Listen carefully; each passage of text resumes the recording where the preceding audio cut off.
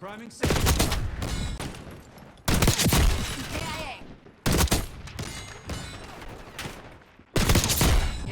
Grandpa Nooby reporting for duty with the third and final test of the Strelok laser on a sniper rifle. The clue bird came from a sub named David who said, hey, Strelok laser, if you put it on a sniper, you don't ADS any faster, but you can shoot earlier in the quick scope and more accurately. And that's kind of what the Strelok laser says it will do. Hip fire to ADS accuracy. Found out in the shooting range that on the LW3A1 Frostline and the AMR Mod 4, I could prove that you could shoot earlier and more accurately with the Strelok laser equipped to those two weapons. I didn't see the same results with the LR 7.62, but I'm not going to give up to it. I'm going to take it onto the field of honor and try some live fire to see if maybe I could detect a difference. Here are the numbers. You can see that the fire rate's about 1 round per second, not necessarily very fast. Typical for a sniper rifle that is bolt action. The recoil, a lot of red. I'm not going to worry about it. The weapon tends to settle back down anyway, but the reload quickness is 2.5 seconds roughly. The aim down sight speed, a blistering 445 milliseconds for a powerful weapon that will give you a one-shot gack down to the waist, down to the end of the fingertip. Let's look at the rest of the configuration.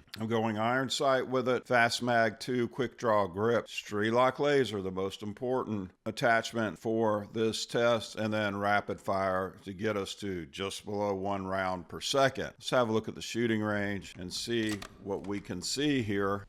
There you go. I shot a little bit early and the guy did go down. Of course, most of the engagements are going to happen 10 meters and in, because I am taking this for a rushing game onto the stakeout 24/7 map. Most of my engagements will be inside 10 meters, so let's see what happens here.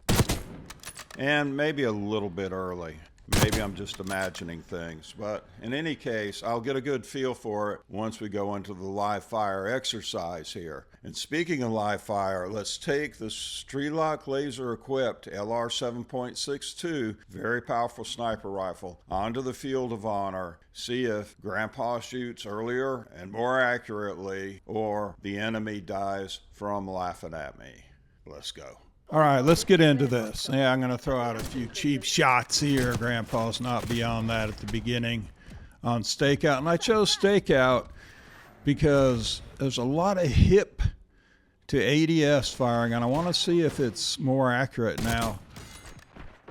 One thing that I learned about the Strelok, it does say hip to ADS accuracy, and it doesn't matter which sniper it is on. I think if you generally know where the enemy is and you're aiming in that direction, when you go from hip to aiming, then oh, there's a miss, then you're going to be on target. So it's not just for the quick scoping. I don't know if that makes sense, but in any case it does to me. And sometimes Grandpa listens to himself talk all the time because nobody else will. Like, what are you doing? I mean, isn't that disgusting to lay down in the bathroom? I mean, I got 2 sons, and let me tell you, the floor's not always clean. Of course, Grandpa's perfect when he goes because I've had 67 years of practice. Of course, that first year wasn't all that good for practice. Now, you can see that the quick scope actually right on, and I pulled the trigger early on purpose on these when I'm quick scoping because I wanted to test the laser under live fire conditions. Now, I flew under live fire conditions with the Army to support their exercises when I was in the fighter, and it was kind of funny because there was a general monitoring the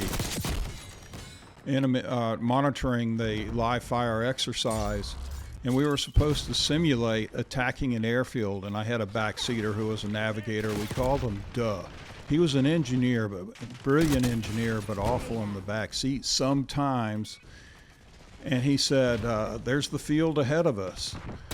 So I go down low to attack, and I notice there's a commercial aircraft jet, business jet, taking off. And I said, are you sure it's the right one? Well, we attacked the wrong airfield. Instead of one on the Army base that was completely empty, we attacked a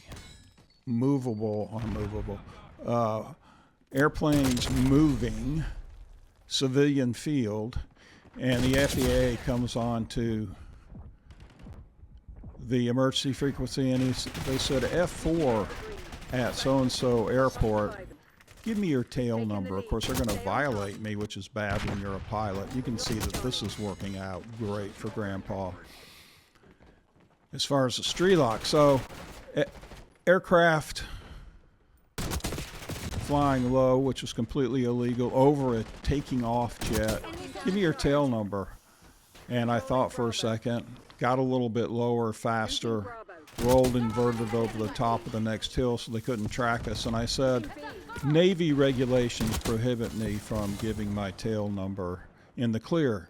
Well, I wasn't in the Navy, I was in the Air Force, but that gave them a little bit of misdirection. I never heard back from the FAA on that one.